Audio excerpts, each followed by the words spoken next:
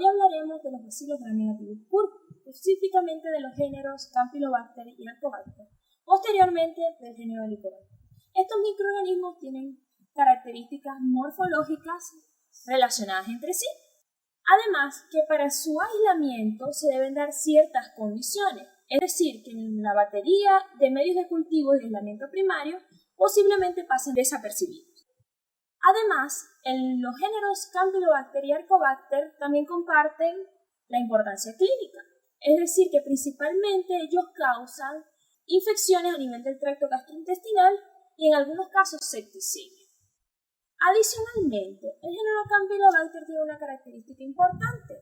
Se dice que él está asociado a un síndrome autoinmune conocido como el síndrome de Guillain-Barré.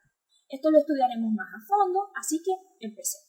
Aquí tienen la taxonomía, y aquí lo importante es resaltar de que a pesar de que Campylobacter tiene 24 especies, son muy pocas las que están relacionadas con infecciones a nivel del humano.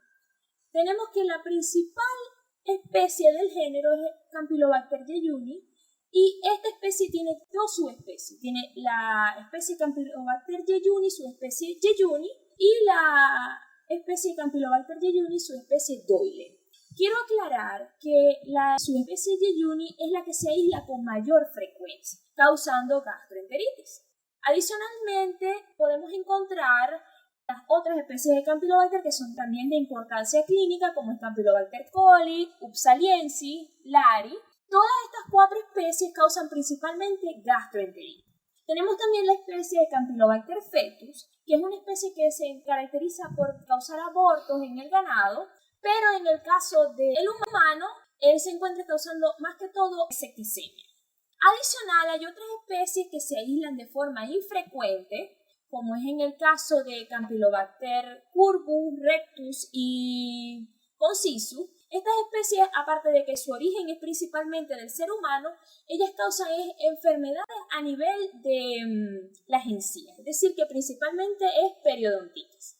También del género Helicobacter, las dos especies que han sido asociadas con infecciones al ser humano son Butzleri y Crierophilus. Se dice que principalmente lo que causan es diarrea o bacteremia, y que en el caso de Helicobacter Crierophilus se dice que él puede estar de forma comensal en las personas sanas.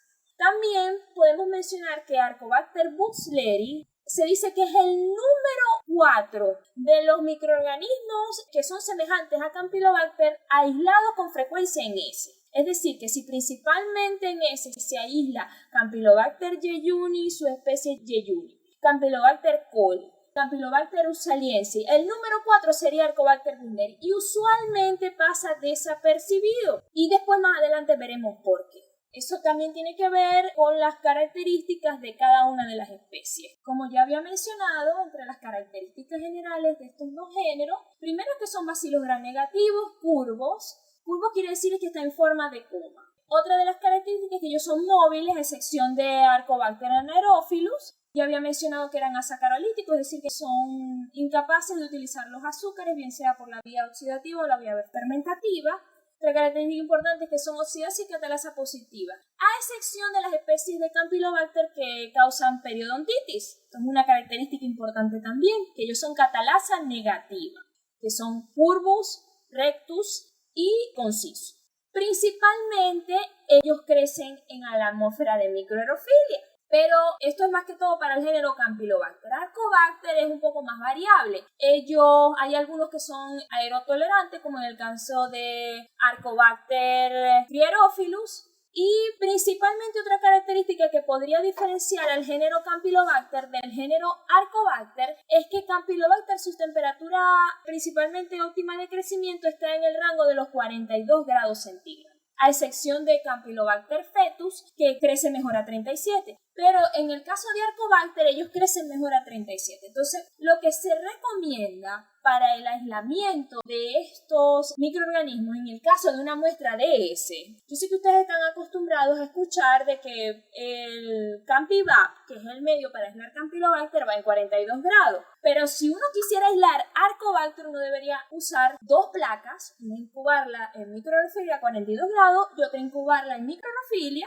no hay ningún problema, a 37 grados. y de esa manera estudiar si la infección que está presentando el paciente, en el caso de que sea un bacilo gram negativo curvo el que le esté causando la diarrea, sea un Campylobacter o sea un Arcobacter. Adicional, otra característica de estos microorganismos es que principalmente lo vamos a encontrar en la naturaleza en diferentes faunas. Ellos pueden estar en las aves, pueden estar en el pollo, pueden estar en los cerdos, pueden estar en las vacas, etc. Es un microorganismo que lo podemos encontrar en la naturaleza. Por eso es que generalmente se dice que las infecciones por Campylobacter son principalmente de origen alimentario, es decir, un alimento que estaba contaminado o una mala preparación del alimento. Bien sea una leche que no estuviera pasteurizada, un alimento que sea del pollo que no tuvo buena cocción, etc. Otra característica importante del Campylobacter es que a pesar de que él puede estar en la comida, él no crece en la comida, es decir, que la comida no se va a multiplicar, como si ocurre con otras especies que causan infecciones gastrointestinales, como en el caso de Salmonella. Pero en el caso de Campylobacter no, él no se va a multiplicar en la comida, pero ya el hecho de que él ya haya contaminado la comida es importante. Entonces, esto hay que tenerlo en cuenta. Usualmente, la contaminación de algún alimento con Campylobacter ya es más que suficiente. Generalmente es en grandes cantidades, o sea, se necesitan aproximadamente 500 unidades farmacológicas para causar la infección, pero esto lo seguiremos viendo ahorita en los aspectos epidemiológicos. Entonces ustedes se preguntarán, si son asacarolíticos, ¿qué otras pruebas se pueden utilizar para llegar a su identificación? Muy importante. Usualmente para Campylobacter y Arcobacter lo que se busca es, hay diferentes antibióticos, la susceptibilidad a cefalotina y a ácido nalidíxico, se ven si pueden utilizar indol, se pueden utilizar otras pruebas como en el caso de la reducción de nitratos, la hidrólisis de purato o indoxilacetato, el crecimiento del 1% de glicina. Además, los diferentes crecimientos a otras temperaturas, por ejemplo, el crecimiento a 25, crecimiento a 37 y a 42. Esto es muy importante porque ya les había mencionado que en Campylobacter fetus no crece a 42 grados, pero sí puede crecer tanto a 25 como a 37. Por eso es que es importante tener las dos placas a las diferentes temperaturas. Podemos observar que principalmente las infecciones se dice que se dan en los meses cálidos, pero también se pueden encontrar a finales del verano y a principios del otoño. Esto se dice que es una característica muy importante porque también Campylobacter se dice que está asociado a los meses de lluvia. Generalmente ocurren después de finales de agosto, principios entre septiembre y octubre. En algunos casos se dice que las infecciones por Campylobacter y por Arcobacter son de origen zoonótico, porque los principales reservorios son las aves de corral, las aves en general, el ganado vacuno, porcino, en algunos casos los perros y gatos como Campylobacter upsaliensis. Entonces, ya que la transmisión es de los animales, por eso se dice que podrían ser caracterizadas como zoonoses. Otra característica es que podemos decir que las infecciones también son de origen alimentario, como pueden observar, ya que el modo de transmisión es a través de comida contaminada de alguno de estos tipos de animales, leche sin pasteurizar, o en el caso de Arcobacter se observa mucho es del agua contaminada. En el caso de las que causan periodontitis, como vemos que el reservorio principalmente es el humano, pues obviamente ellas pueden estar de forma comensal en la cavidad oral y luego causar la infección desde ahí mismo. A pesar de que puede ser posible, la transmisión de una persona a otra no es común, y esto tiene que ver con la cantidad de bacterias que se necesitan para que sea infeccioso. Como ven, la dosis infecciosa es bastante alta, que son 500 unidades formadas en la colonia, y principalmente va a estar relacionado con la ingestión, bien sea de comida, leche o agua contaminada con estas especies. Algo más que quiero mencionar es que a pesar de que Campylobacter jejuni y Campylobacter coli puede causar septicemia, que es bastante rara, porque su principal forma es la gastroenteritis, se dice que ellos casi no causan septicemia, no porque no puedan migrar del sitio hacia los vasos sanguíneos, sino porque ellos son susceptibles a la lisis por complemento. Entonces, esta característica es muy importante porque es una prueba que se le puede hacer para llegar a nivel de especie, y esto explica también por qué Campylobacter fetus, su principal modo de acción es a través de la septicemia. Él sí es resistente a la lisis por complemento, a diferencia de los otros dos. Ahora veamos la importancia clínica. Como ya había mencionado, la importancia va a ser principalmente gastroenteritis o septicemia. Entonces tenemos en el caso de los que causan gastroenteritis, que los principales son Campylobacter jejuni, su especie jejuni, Campylobacter coli y Campylobacter upsaliensis. Una de las características de esta patología es que la diarrea puede ser o acuosa o disentérica. Es decir, que usualmente en los exámenes de heces se observan muchos leucocitos, que puede ser confundida con otras patologías, por ejemplo, con una diarrea por Shigella. También una de las características importantes de este síndrome es que es autolimitado. Es decir, que usualmente las diarreas por Campylobacter no necesitan tratamiento antibiótico, sino que después de que pasen varios días, ejemplo, unos 5 días, la diarrea cesa y la persona se cura, sin necesidad de ningún tratamiento. Hay otros casos donde la persona puede necesitar hasta hospitalización. Se dice que el rango de hospitalización por Campylobacter es de aproximadamente un 15%. Otra característica de esta infección es que en algunos casos puede hacer pasar por apendicitis, es decir, que aparte de que los pacientes son hospitalizados, se les pueden hacer hasta cirugía sin necesidad por el tipo de dolor que causa.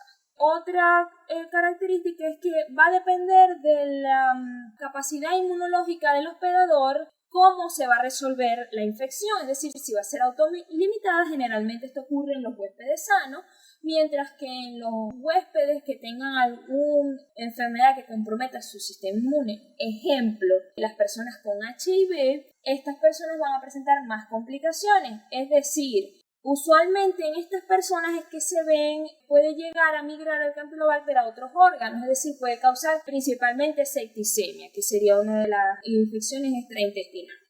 Otra característica es que las hospitalizaciones de este microorganismo se observan más en personas de la tercera edad, más que en los jóvenes. Y que, como hemos visto, algunos de estas especies de Campylobacter, principalmente Jejuni, su especie Jejuni y Upsaliensis, ellos pueden causar el síndrome de Guillain-Barré que veremos a continuación. Tenemos otro grupo que son los que principalmente causan septicemia, como es el caso de Campylobacter fetus. Ya yo había explicado que las otras especies de Campylobacter no causan septicemia porque son sensibles a la lisis por complemento. Campylobacter fetus no, lo primero que se observa es la septicemia en ellos y es principalmente en mujeres embarazadas y pacientes con enfermedades que comprometan su sistema inmune como es el HIV. Este microorganismo principalmente, por su nombre que lo indica, causa abortos e infertilidad en el ganado vacuno, pero se han visto casos de estudios en mujeres embarazadas donde ha habido partos a pretérmino. No hay suficientes investigaciones para determinar que Campylobacter fetus cause o las veces que se encuentre causando la septicemia en mujeres embarazadas va a causar un aborto. Continuando con la importancia, aquí vamos a ver lo que son unos síndromes muy importantes que causa Campylobacter. Aquí hay como podemos llamarlo así, una confusión del sistema inmunológico, donde intentando eliminar a Campylobacter se confunden y atacan células de nuestro propio organismo. Por eso es que hablamos de que es un síndrome autoinmune. Usualmente, después de que ha cursado la infección por Campylobacter, pueden ser entre 1 o 3 semanas después de la infección, se observa este síndrome en algunas personas. El síndrome de Guillain-Barré no es más que una parálisis aguda del sistema nervioso periférico. Es decir, que los anticuerpos van a atacar a las vainas de mielina, causando una desmielinización de los nervios periféricos. De esta manera es que ocurre la parálisis. ¿Y por qué esto ocurre? Porque hay cierta semejanza entre los grupos esfingolípidos que están en la superficie de los tejidos neuronales con oligosacáridos que se encuentran en la cápsula de la bacteria Campylobacter. Entonces, estos anticuerpos que se crean específicamente para destruir a Campylobacter se confunden porque tienen semejanza con los grupos esfingolípidos. Entonces, al momento de eliminar Campylobacter, también empiezan a atacar lo que es la vaina de mielina de los nervios periféricos, causando la desmielinización, y a su vez, esto es lo que causa la parálisis. Cuando el síndrome de Campylobacter causa Guillain-Barré, o sea, esto es una consecuencia después de la infección de Campylobacter. No es que Campylobacter es el causal, pero está asociado porque tuvo que haber la infección de Campylobacter para desarrollar el Guillain-Barré. O sea, no es que Campylobacter le va a causar a una persona Guillain-Barré, sino que hay en ciertos casos un 20 o un 40% de las personas que tengan una infección por Campylobacter a nivel gastrointestinal pueden llegar a desarrollar el síndrome de Guillain-Barré. Y esto se tiene que ver con el sistema inmune. Un sistema inmune que la persona puede estar sana, pero al momento de destruir a Campylobacter también empieza a destruir nuestro propio tejido. Como pueden ver aquí en esta imagen, ¿en qué consiste? Es una afección poco frecuente en el sistema inmunitario que va a atacar los nervios periféricos principalmente, que van a controlar los brazos y las piernas. Como no voy a poder moverme, eso es lo que me causa la parálisis. Entonces, ¿cuáles son los síntomas? Hay una debilidad en brazos y piernas que puede extenderse hasta los músculos de la cara, hormigueo o adormecimiento en las manos y los pies, y hay dolor muscular. Adicional, se dice que de los serotipos que están aislados de importancia causando Guillain-Barré de Campylobacter son los serotipos estables al calor, el HS19 y HS41. HS viene de las siglas en inglés Heat Stable, que quiere decir estable al calor. Usualmente la recuperación del síndrome de Guillain-Barré es un poco más larga. Se dice que a veces se necesitan hasta semanas o meses y usualmente es necesaria la hospitalización.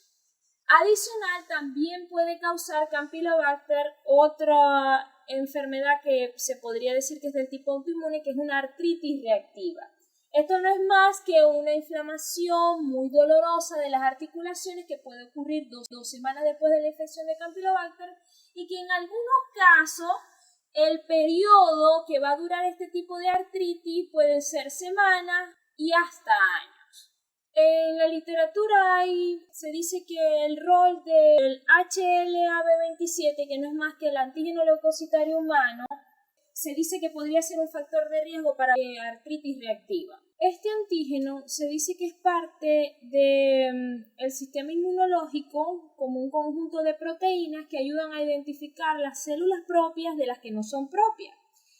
Usualmente, cuando está elevado, se dice que las personas están más propensas a tener enfermedades autoinmunes y una de ellas es la artritis reactiva. En el caso de las infecciones por el género Arcobacter, tenemos que este es un género que es aerotolerante y que es frecuentemente aislado de productos de aborto, bien sea del ganado bovino o porcino, o de las heces de animales que presenten enteritis. Como pudieron ver, las principales agentes causales de este género son A. butzleri y A. cryptophilus. Y que las principales infecciones van a ser gastroenteritis, pero se han encontrado también casos con endocarditis, peritonitis, y en el caso de A. cryptophilus es que él puede estar de forma comensal en individuos sanos. Recordemos que estos microorganismos, a pesar de que son parecidos al género Campylobacter, su temperatura óptima de crecimiento es 37 grados. Entonces, si se utilizan los medios de cultivo para Campylobacter y se colocan en las condiciones de 42 grados, ellos no van a crecer porque esa no es su temperatura de crecimiento. Por eso es que se recomienda utilizar dos placas, una 42 y una 37. Aquí pueden observar las diferentes especies de Campylobacter y cuál es su reservorio y la enfermedad que causa en el humano. Como les he venido diciendo, Campylobacter jejuni y su especie jejuni es la que se aísla con más frecuencia. Las demás especies, hay algunas que son infrecuentes y otras raras, pero no quiere decir que no se aíslen, solamente que el principal agente causal de gastroenteritis en Campylobacter siempre va a ser Campylobacter jejuni y su especie Yellow. Y de los que causan septicemia va a ser principalmente Campylobacter fetus, su especie fetus. Y los otros que causan enfermedad periodontal son principalmente los Campylobacter catalasa negativa con Cissus, Curvus y Rex. Entonces, ¿cómo es la infección por Campylobacter? ¿Cómo se realiza? Pues hasta los momentos no hay un modelo oficial que permita identificar qué es lo que en realidad sucede en el intestino. Generalmente es en la parte del intestino delgado, el yeyuno y el ileón, y en la parte del intestino grueso, el colon. Como no hay un modelo específico, lo que se sugiere es que va a haber principalmente una colonización de la mucosa, una invaginación en el enterocito, y de ahí pues Campylobacter puede migrar hacia otros órganos o destruir esa capa celular, bien sea por la llamada quimiotáctica de las células de la inflamación, es decir, los polimorfos nucleares. Ese es básicamente el modelo que se cree. Se dice que por lo menos aquí tenemos entre los factores de virulencia que se han estudiado, en el caso de Campylobacter jejuni, se dice que ellos producen adhesinas, enzimas citotóxicas y enterotoxinas, y que eso es lo que le ayuda a esa capacidad de invasividad, o sea, de entrar en el enterocito y de ir migrando. Más adelante tengo un modelo donde les puedo ir explicando todo lo que sucede.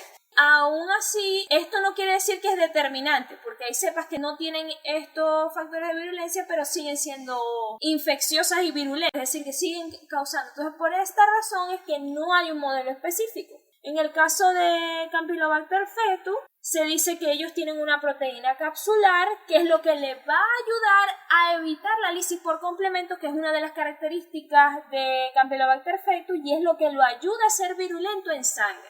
A diferencia de los demás Campylobacter que están restringidos principalmente al tracto gastrointestinal. No quiere decir que Campylobacter jejuni y las otras especies de Campylobacter que no sean Campylobacter fetus no causen septicemia. Sí la pueden causar, pero eso va a estar mediado para llegar a la septicemia. Es en el caso de pacientes que estén inmunocomprometidos, que tengan algún problema para causar la lisis del complemento. Recuerden que estas otras especies son sensibles a la lisis del complemento, que va a estar en mayor cantidad de sangre, y eso es lo que se cree que ayuda a que la causa de septicemia sea mínima y que ellos estén recluidos específicamente en el tracto gastrointestinal.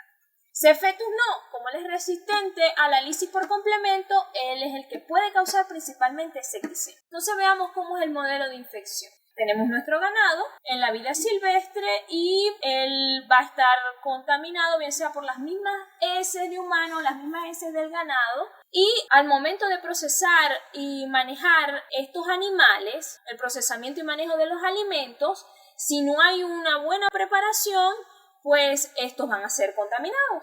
Entonces, si nosotros ingerimos estos alimentos contaminados, este microorganismo va a pasar del estómago al intestino, como todas las bacterias, y va a ocurrir lo que se llama la colonización, es decir, ellos se van a colocar en la parte externa de lo que es nuestros enterocitos, y luego va a empezar el proceso de la invasión celular, bien sea los que produzcan toxinas o no las produzcan, u otros diferentes mecanismos que todavía no han sido completamente estudiados, y que esto lo que va a ayudar es que ellos van a invadir la célula. Luego de que ellos invaden la célula, ellos evitan la lisis por el lisosoma, porque ellos forman una vacuola, que es la vacuola contenedora de Campylobacter, y de esta manera ellos evitan ser destruidos dentro de la célula, pero ellos pueden ocurrir varias cosas. Ellos pueden salir de la célula hacia la parte extraintestinal y de esa manera causar la diarrea. Las heces pueden contaminar el agua, lo que podría ser un mecanismo de transmisión para contaminar el ganado, y volvemos al ciclo. En esta otra imagen se puede apreciar mejor cómo Campylobacter usa los dos modelos que están establecidos. El primero es el que se cree que Campylobacter se va a adherir al epitelio intestinal y producir una serie de toxinas que puede causar lo que es la diarrea, alterando la reabsorción de fluidos. El otro modelo, que es el que también se puede observar, es que hay una invasión. Además de la adherencia, ella va a tener la capacidad de entrar en el enterocito, ser protegido por la vacuola que contiene el Campylobacter, de esa manera evita la lisis por el lisosoma, y de esta manera ya puede migrar de una célula a otra o simplemente sobrevivir dentro del enterocito. En esta imagen quiero que observen que además de lo que ya hemos conversado, la invasión y supervivencia del microorganismo dentro de la célula epitelial, ella puede también producir una toxina que se llama CDT. Eso viene de las siglas de toxina de distensión citoletal. ¿Qué quiere decir esto? Esto es una toxina que va a inducir la muerte celular y de esta manera activar o liberar, mejor dicho, el factor quimiotáctico que sería la interleuquina 8. La interleuquina 8 es un factor quimiotáctico principalmente de neutrófilo. Esto lo que va a hacer es llamar las células de la inflamación a este sitio y de esta manera causa la diarrea con sangre y pus que observamos en la muestra fecal. Aquí podemos observar un resumen y de cómo se observa la histopatología de Campylobacter, principalmente Campylobacter jejuni. Tenemos que va a haber una ulceración en la zona de la superficie mucosa del jejuni, león y colo, que va a ser la consecuencia de la formación de toxinas y de la invasión a la célula. Adicional, tenemos que esto también tiene que ver mucho con la infiltración a través de la lámina propia de las células inflamatorias, como son los neutrófilos, entre otros. Entonces, ¿cómo llegamos a la identificación? Pues hay una identificación presuntiva y una identificación definitiva. La presuntiva es ubicarnos en los géneros Campylobacter y Arcobacter. Y la definitiva es llegar a nivel de especie. Una de las primeras pruebas que se debe hacer es primero observar la colonia. Si la colonia es una colonia dispersa, gris, translúcida, pequeña, no tiene hemólisis, es una colonia que es chorreada. Y estas pruebas son, primero recuerden que todo crecimiento que tengamos de una placa, ejemplo, de una placa de agar sangre, la conducta a seguir es un froti. En el caso del crecimiento en un CampiVap, CampiCBA, CCDA, que son placas específicas para Campylobacter, no quiere decir que todo lo que me vaya a crecer ahí es Campylobacter.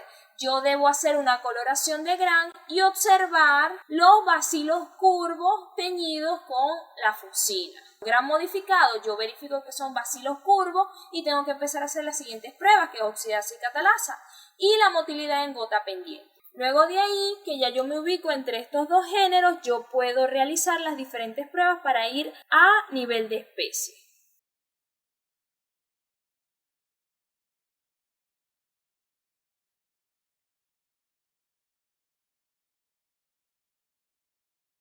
Entonces, ¿cómo llegamos a la identificación? Pues hay una identificación presuntiva y una identificación definitiva. La presuntiva es ubicarnos en los géneros Campylobacter y Arcobacter. Y la definitiva es llegar a nivel de especie.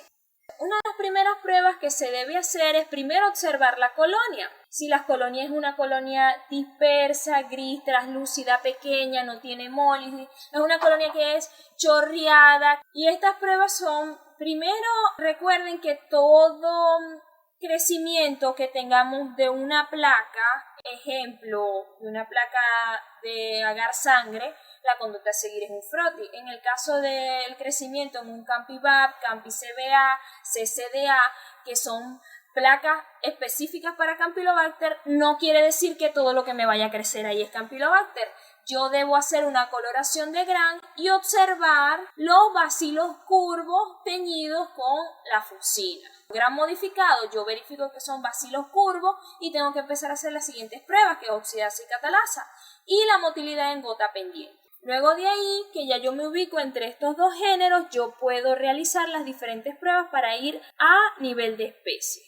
Aquí pueden ver las baterías de pruebas, como pueden observar el Gram modificado de Campylobacter, como pueden ver son unos bacilos curvos. Ahí pueden observar cómo es la morfología colonial, como ven es una colonia, en algunos casos dicen que parece como un huevo frito, porque es una colonia que da un aspecto como chorreado. Entre otras de las pruebas que se realiza es la prueba de hidrólisis del hipurato, que es básicamente confirmatoria de Campylobacter jejuni, la reducción de nitratos a nitritos y también la susceptibilidad a cefalotina y ácido nalidíxico. Como pueden ver, Campylobacter jejuni es susceptible a ácido nalidíxico, pero es resistente a cefalotina, por eso es que cefalotina es uno de los componentes del CampiVac. Aquí tienen la esquematización de cómo llegar a niveles de especie de los diferentes microorganismos. Pueden ver siguiendo cada paso. Ejemplo, si la muestra es de S, vamos a tener el CampiVac o alguno de los medios selectivos que vamos a estar incubando tanto a 37 como a 42 grados en microaerofilia por 48 horas. De esa manera verificamos. Las especies de Campylobacter me deberían crecer solamente a 42 y las de Arcobacter me deberían crecer solamente a 37. Luego de que tenemos nuestra colonia, bien sea grisia blanca, aplanada, con bordes irregulares, traslúcida, húmeda, chorreada, que parece un huevo frito, como ustedes quieran colocar las características, lo que debemos hacer es coloración de grano. En esa coloración, que vamos a hacer un gran modificado, vamos a observar los bacilos gram negativos curvos. Le hacemos inmediatamente las pruebas de la oxidasa, que debe ser positiva.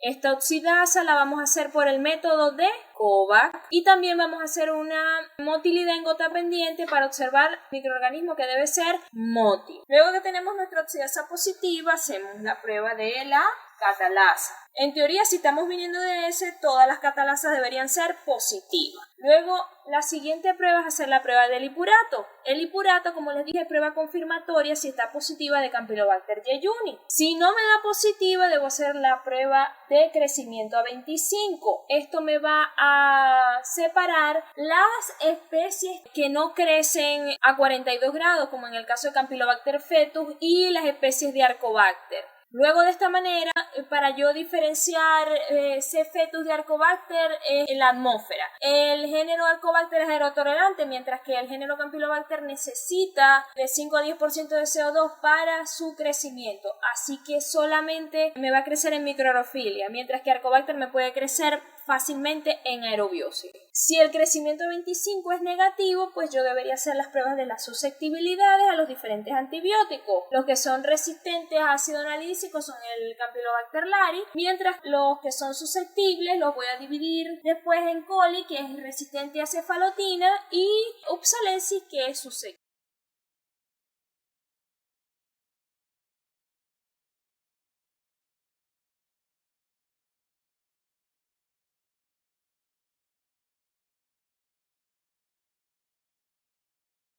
Las pruebas de susceptibilidad las vamos a realizar según lo que nos dice el M45. Principalmente están avaladas solamente para Campylobacter jejuni y Campylobacter coli. Se pueden hacer por microdilución o por difusión en disco utilizando un agar Mueller-Hilton suplementado con 5% de sangre de carnero. El inóculo lo vamos a hacer de una suspensión directa de colonia al 0,5 de McFarland. Y la incubación va a ser en microaerofilia por 24 horas a 42 grados centígrados. Los principales antibióticos que se deben probar son ciprofloxacina, eritromicina, que es el tratamiento de elección, y tetraciclina. Últimamente se ha encontrado mucha resistencia a las fluorquinolonas. Aquí tenemos lo que les estaba diciendo. El tratamiento de elección es eritromicina para la enteritis, aunque recordemos de que si la enfermedad gastrointestinal es autorresolutiva, no lleva antibióticos. Mientras que las tetraciclinas, las fluorquinolonas, son los fármacos de segunda elección. El tratamiento antibiótico siempre va a ser sugerido si la enfermedad no es autolimitada. O si se presentan o hay temor de que se presenten complicaciones a esta infección. Lo que les estaba mencionando, a pesar de que se han encontrado resistencia a eritromicina, la que está en mayor grado es la resistencia a la fluorquinolona y que esta puede ocurrir durante la terapia. Eso es muy importante a tener en cuenta. Y que el antibiograma no se realiza de rutina, solamente para fines epidemiológicos o para pacientes con síntomas graves o prolongados, es decir, una diarrea no autorresolutiva o un paciente que sea inmunocomprometido, que se tenga temor de que se curse con una enfermedad extraintestinal. Tenemos que en el caso de la prevención no existe vacuna para Campylobacter, sino que como la infección es autolimitada, lo que se recomienda para el tratamiento es sintomático, es decir, reconstitución de líquidos y electrolitos, y no utilizar el tratamiento antimicrobiano, solamente las condiciones ya mencionadas. ¿Cuál podría ser otro tipo de prevención? Pues las medidas de higiene al momento de preparar la comida, bien sea una preparación correcta, consumir leche pasteurizada y también evitar la contaminación del agua.